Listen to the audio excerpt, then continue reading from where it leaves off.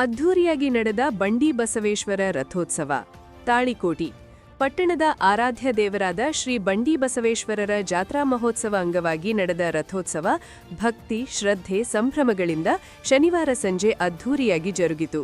ಪಟ್ಟಣದ ಬಾಪುಗೌಡ ಸಂಗನಗೌಡ ಪಾಟೀಲ್ ಗೌಡಕಿ ಮನೆತನಕ್ಕೆ ಸೇರಿದ 216 ವರ್ಷಗಳ ಪುರಾತನ ದೇವಸ್ಥಾನವಾದ ಶ್ರೀ ಬಂಡಿ ಬಸವೇಶ್ವರರ ನೂತನ ರಥವನ್ನು ನಿರ್ಮಿಸಲಾಗಿತ್ತು. ಇದನ್ನು ವೇದಮೂರ್ತಿ ಮುರುಗೇಶ ವಿರಕ್ತಮಠ ಉದ್ಘಾಟಿಸಿ ಲೋಕಾರ್ಪಣೆಗೊಳಿಸಿದರು. ಕಲಬುರಗಿ ದಕ್ಷಿಣ ಕ್ಷೇತ್ರದ ಶಾಸಕ ಅಲ್ಲಮಪ್ರಭು ಪಾಟೀಲ ರಥೋತ್ಸವಕ್ಕೆ ಚಾಲನೆ ನೀಡಿದರು. ದೇವರಹಿಪ್ಪರಗಿ ಶಾಸಕ ರಾಜುಗೌಡ ಪಾಟೀಲ ರಥಕ್ಕೆ ಪುಷ್ಪಾರ್ಚನೆ ಅರ್ಪಿಸಿದರು. ಕಾರ್ಯಕ್ರಮದಲ್ಲಿ ಗಣ್ಯರಾದ Bapugouda Sanganagouda Patil, B S Patil Yalagi, H S Patil, Siddanagouda Patil Navadagi, Madu Soukar, Kashinath Murala, D V Patil, Sharanagouda Patil, Ashokgouda Patil, Rajugouda Patil, Parashuram Tangadagi ಮತ್ತಿತರರು ಇದ್ದರು.